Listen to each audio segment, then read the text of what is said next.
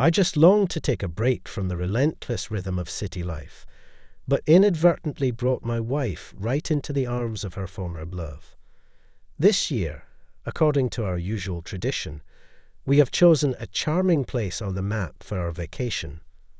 Violet has told me more than once about how in childhood and adolescence she spent summers at her grandmother's country house. She always claimed that it was an incredibly picturesque place. There is a huge garden around, and at the end of the path there is a calm river. The air here is fresh and spotless, traffic is minimal, and most importantly, it is quiet and peaceful here. You'll definitely like it here, I thought. I thought I would experience something similar: water, shoreline, refreshing mind, leisurely pastime, walking, and clean air. The only difference is that while in hotels we are served food, in the village I would have to pick up groceries on my own. Are there any shops there at all, or will I have to go outside the village for groceries? Obviously, I'm a city dweller at heart. Fortunately, there are a couple of small shops here, although the selection is not what you would normally expect.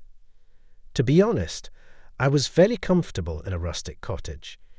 We cleaned up, cleaned everything, unpacked our things, and went to explore the neighborhood.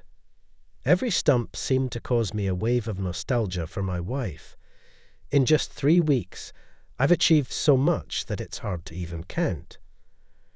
I spent my time reminiscing with classic films on a black and white television, flipping through a few novels, and even picking up the skill of mowing the lawn. If it weren't for that dreadful misstep by my wife, I'd confidently declare this as being the most refreshing break I've ever experienced. It's truly lovely out here. I felt compelled to commend Violet for her excellent choice. I'm genuinely enjoying myself, and the number of people around isn't as sparse as I initially anticipated. I thought we might encounter just a handful, but as it turns out, this place is quite the sizable village. There's a fair bit of leftover infrastructure too. Most locals have access to jobs, a kindergarten, a school, shops, a stable, a community club, and a clinic. Not to mention the administrative offices and all the related organizations. There's even a touch more than that. A couple of days after she arrived, Violet came back from her stroll with an old friend from childhood. "Joseph, this is Hannah. We used to roam far and wide and share meals of oatmeal. Hello, pleased to make your acquaintance. I welcomed the girl. Care to join us for dinner?" I inquired. Has Violet finally figured out how to whip up anything besides banana stems on a campfire? She quipped. Nevertheless, she didn't take off. She spent the entire evening hanging out with us. The group reminisced on past escapades.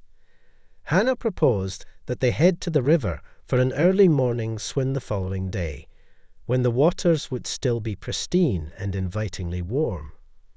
It's really quite delightful.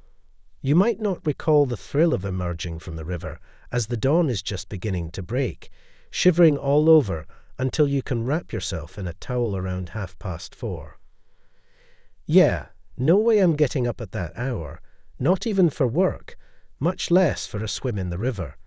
I can't picture myself on the shore before the sun even rises. Hannah expressed her astonishment. It turned out that during their youth, they frequently dashed to the river at dawn, had a quick swim, and nonchalantly returned home to join their family in preparing for the day's tasks. Ever since then, I woke each day, and after some time, would come back from Violet's early morning dip sporting damp locks and a cheerful demeanour. I couldn't fathom how a river could bring so much joy to someone, unaware of the additional hidden charms that eluded my view. Occasionally, I would peer out of the window and observe Violet bidding farewell to our friend by the gate, both dripping wet and beaming with joy. However, it was only a matter of days before Hannah no longer appeared outside our home. What happened to the friend? I queried my wife. She had to leave quickly. Her bus is on its way, she informed me. The following day, Violet explained that Hannah had taken a different route to retrieve an item from a local acquaintance, decided to bask in the sunshine, bumped into some pals, lingered for a chat, then bicycled around, along with a slew of other reasons. On that Wednesday, we opted to replenish our pantry supplies and headed out to the market. Upon entering, we accidentally collided with a gentleman. Honestly, I wouldn't have given him a second thought, but he caught my eye by staring at me oddly, a mix of apprehension and mortification flickering across his face. He then sneakily peered at his spouse, before muttering a peculiar greeting, "Good afternoon." It sounded as though he started off with one phrase, but awkwardly trailed off into another, verging on the vulgar. Indeed, he nudged me with his elbow and failed to offer an apology. I was at a loss as to why he appeared so disoriented. At that time, Violet was exerting herself to barely acknowledge his presence. It was evidently a struggle for her. Picture a little kid acting as if he doesn't desire the candy sitting openly on the table. He avoids even glancing at it, almost shuffles by sideways with his back turned, all to make sure no suspicions are raised. I was puzzled by the whole scenario. I almost convinced myself it was all in my head, yet I couldn't pinpoint exactly whom I had encountered that day outside the store. Surely, a simple greeting or an apology isn't too much to ask. Although it bothered me, I didn't direct my comment towards him, but rather muttered it under my breath to my wife as we walked in. While she was busy picking out the groceries, I made my way to the fridge for a cold beer. As I strolled past the window, I caught sight of an unusual scene unfolding outside. A few guys were gathered nearby, seemingly waiting for that rude individual, and when he finally strolled over, those fellows glanced towards the store, flashed a grin of approval, and gave him a friendly pat on the back.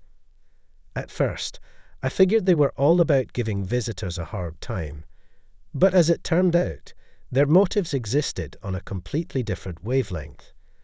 The entire evening, I couldn't shake the image of that unexpected encounter and the light banter among friends. I assumed I'd never cross paths with him again, especially not alongside my wife, but you know how fate is, it rarely consults us about our preferences. The following morning, I woke to the familiar sound of Violet's alarm clock beeping away, and as per usual, I chose to ignore it and drift back into slumber. In less than a few moments, I jumped out of bed and hurriedly dressed. Dawn was barely breaking, a strange hour to wake up, but vague, half-asleep thoughts pushed me forward. I just wanted to watch my wife and her companion enjoying a swim, and then quietly return to our cozy home. The first thing that caught my eye was a horse-drawn carriage. The animal, like me, didn't seem to like the morning bell. Hannah was nowhere to be seen. As I got closer, I heard curious, but at the same time strangely familiar sounds. Sounds usually inherent in a quiet, intimate environment at night, when I lie next to my wife, performing marital duties. They emerged from behind the foliage. In that moment, as a person with some decency, I knew I ought to depart and not disrupt anyone's romantic evening, but I simply couldn't bring myself to leave, especially since I hadn't caught a glimpse of my wife and my anxiety was starting to mount. It became evident that my concern was warranted.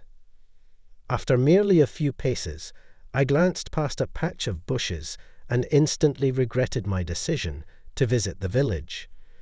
My Violet was entwined with a man I recognized as the fellow from the store just the day before.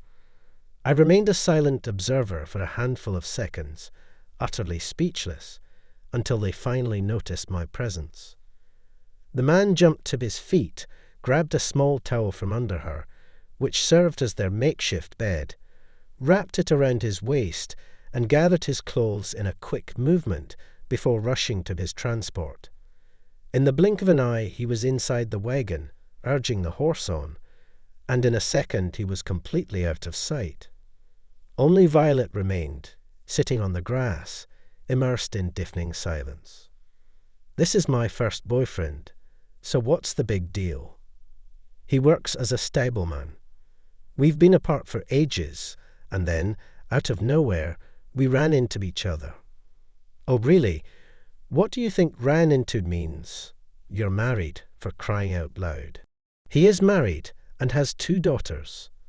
Well, naturally, you're right for each other.